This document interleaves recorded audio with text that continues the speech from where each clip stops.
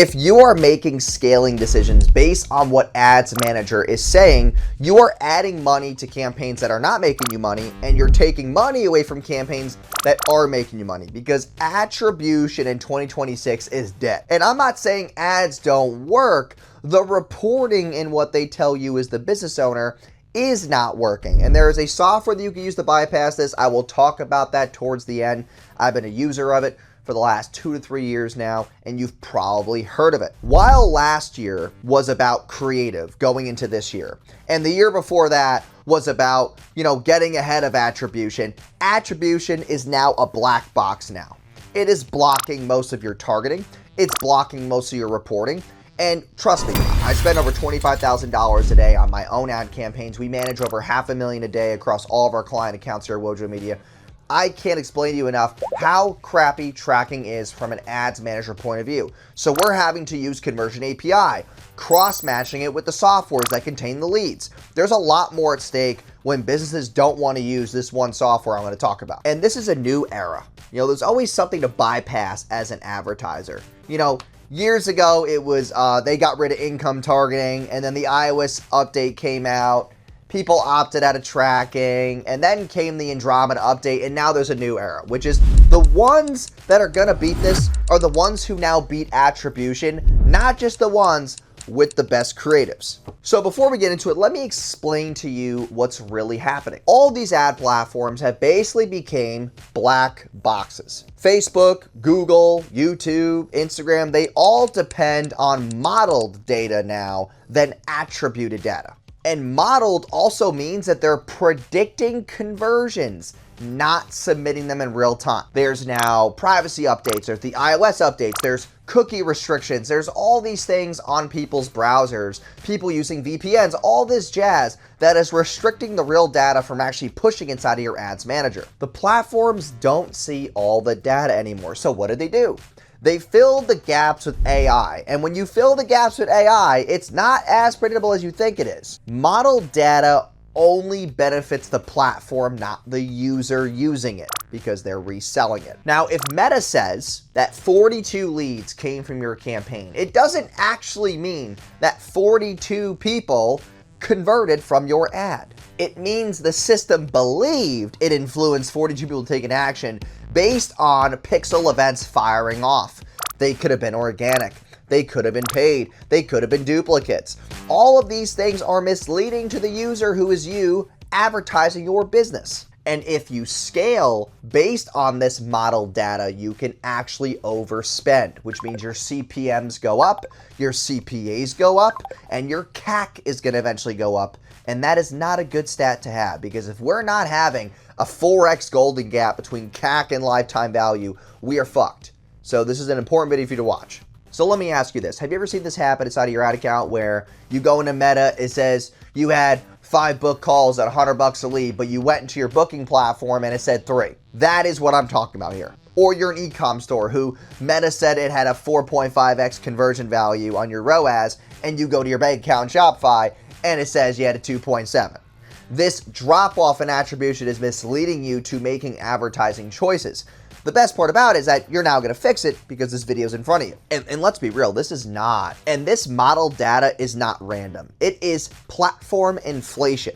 Every platform out there wants to take credit so they earn your advertising dollars. Okay, if you have Facebook and Google running and Google showing you more conversions, but you know damn well Facebook's driving it, Google wants the credit so you pump up your spend there.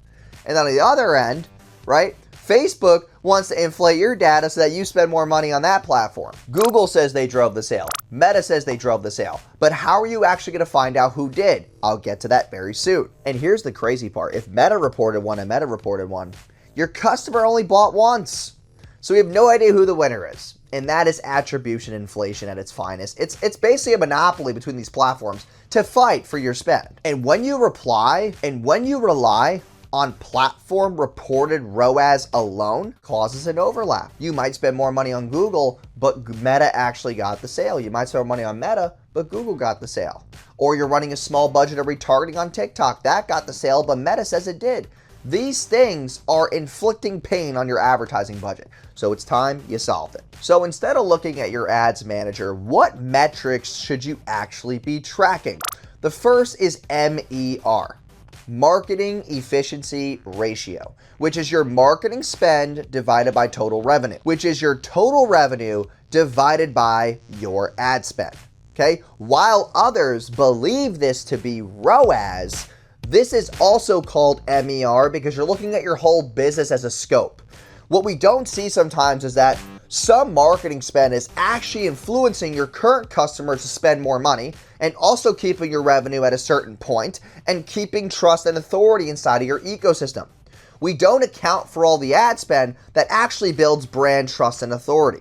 The second metric is blended CAC, not platform only CAC. So if we spend $100 on Meta a day and $100 on Google per day, that's $200 a day. If Meta says we got one customer and Google says we got one customer, we're gonna blend those CACs and say that we got $200 for the one customer. We are blending the data so we can actually find some type of primary baseline on an average cost basis. So it would be total marketing cost divided by the total customers acquired. And when we blend this CAC, we can actually see if we're just profitable on a broad standpoint. So we can keep that spend going, and now we just have to attach the one software I'm going to get into so you know exactly what's making you money in the meantime. The third metric is revenue per lead. If I get 100 leads and I spend $5 a lead, that's $500 in ad spend. But if I made $1,000, technically my revenue per lead is $10, which puts me at a 2x ROAS. Okay, that revenue per lead is important for me to understand because even if the lead is shit, I know I'm still making money off them. Even if my tracking's off, I can check my CRM and be able to verify that data sooner. And fourth, which is one of the most important things right now because we're in a trust recession, which is sales velocity. How quick or how short is your sales cycle from ad click to sale? Or in other words, how fast revenue comes in after spend has been spent. Because let's be real, the only attribution that actually matters is money in and money out. If you're optimizing for cost per click, cost per lead, and the maximum ROAS possible, likelihood is you're suffering from ROAS overlap, attribution overlap, and platform-only reporting, which you cannot rely on. And without correct attribution, you're basically playing in a sandbox with your advertising spend. And here's the bigger shift. AI attribution is accelerating, making decisions for you on a daily basis.